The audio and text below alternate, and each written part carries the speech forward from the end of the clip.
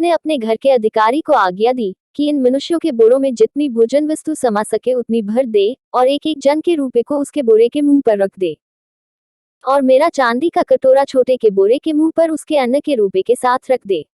यूसुफ की इस आज्ञा के अनुसार उसने किया। बिहान को भोर होते ही वे मनुष्य अपने गदहों समेत विदा किए गए। वे नगर से निकले ही थे और दूर न जाने पाए थे कि यूसुफ ने अपने घर के अधिकारी से कहा, उन मनुष्यों का पीछा कर और उनको पाकर उनसे कह कि तुमने भलाई की सिमती बुराई क्यों की है? क्या यह वह वस्तु नहीं जिसमें मेरा स्वामी पीता है और जिससे वह शकुन भी विचारा करता है? तुमने यह जो किया है सो बुरा किया। तब उसने उन्हें जा लिया और ऐसी ही बातें उनसे कही। उन्होंने उससे कहा, हे हमारे प्रभु, तू ऐसी बातें क्यों कहता है? ऐसा काम करना तेरे दासों से दूर रहे। देख, जो रूपा हमारे बोरों के मुंह पर निकला था, जब हमने उसको कनान देश से ले आकर तुझे फेर दिया, तब भला तेरे स्वामी के घर में से हम कोई चांदी सोने की वस्तु क्यों कर चुरा सकते हैं? तेरे दासों में से जिस किसी के पास वह निकले वह मार डाला जाए और हम भी अपने उस प्रभु के दास जो जाएं। उसने कहा, तुम्हारा ही कहना सही, जिसके पास वह निकले सो मेरा दास होगा और तुम लोग निरपराध ठहरोगे। इस पर वे फुर्ती से अपने अपने बोरे को उतार भूमि पर रखकर उन्हें खोलने लगे।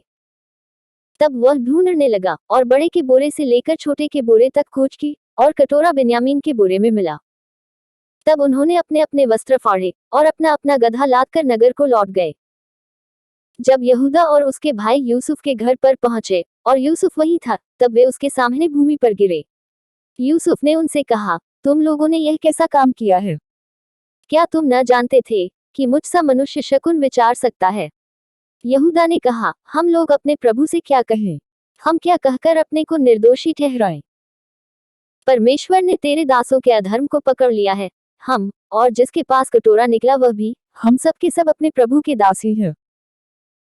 उसने कहा, ऐसा करना मुझसे दूर रहे। जिस जन के पास कटोरा निकला है वही मेरा दास होगा और तुम लोग अपने पिता के पास कुशल क्षेम से चले जाओ।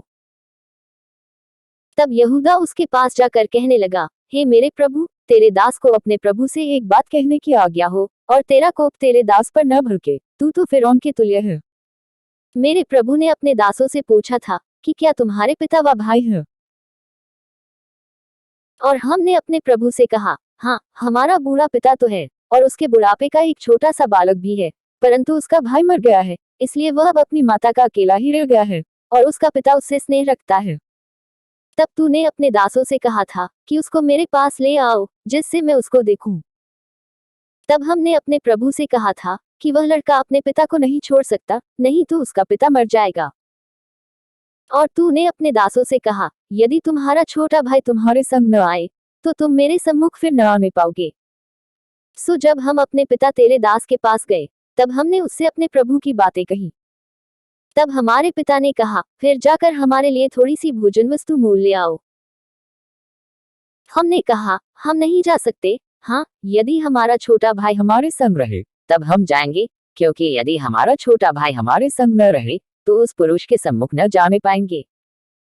तब तेरे दास मेरे पिता ने हमसे कहा, तुम तो जानते हो कि मेरी स्त्री से 2 पुत्र उत्पन्न हुए और उनमें से एक तो मुझे छोड़ ही गया और मैंने निश्चय कर लिया कि वह फाड़ डाला गया होगा और तब से मैं उसका मुंह न देख पाया।